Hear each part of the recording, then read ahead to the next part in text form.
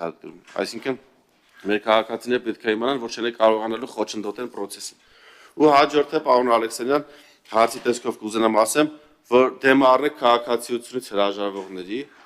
ինչպես նշել եմ 2024 թվականին քաղաքացիությունից հրաժարվել է 1900 արական սեռի տղա 60 աղջիկ, փաստացի ֆիքսվում է, որ մեծամասնությունը դա բանակից խուսափելու համար են արել միջև 18 տարի լրանալ է։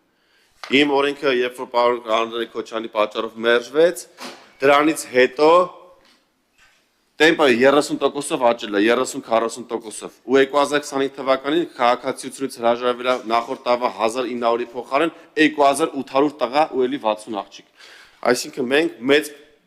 մենք մեծ ռեսուրս ենք կորցրել այս նախագծի տապալման պարոն Քոչյանի պատճառով կամ շնորհիվ։ Ու սա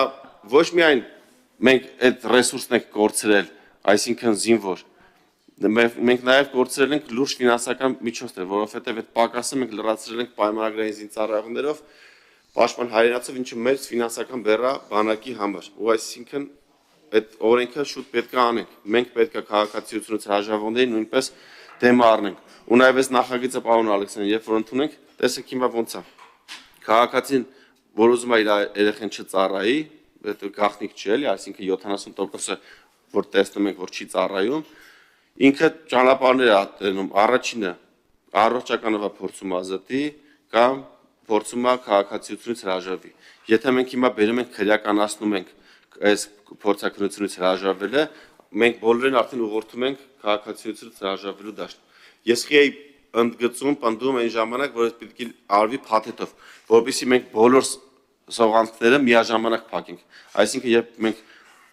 ուժեղացնում ենք այստեղ բանը, վերահսկողությունը,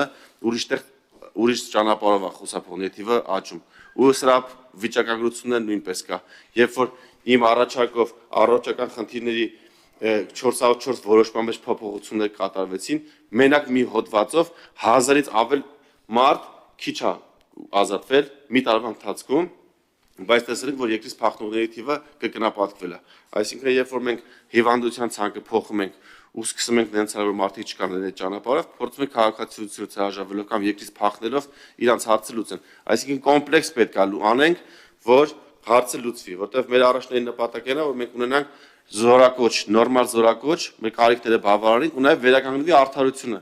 որովհետև տենում ենք մարզերում 50% զորակոչ ունենք, Երևանում նույն ընթացքում 10%, 16% զորակոչ ունենք։ Այսինքն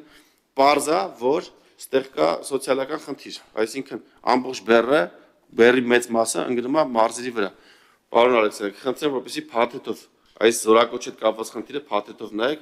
ու ձեր եթե կարծիք ունեք, խնդրեմ պատասխանների տեսքով ասեք։ Ես հասկացա, սա ելույթ էր թե հարց էր։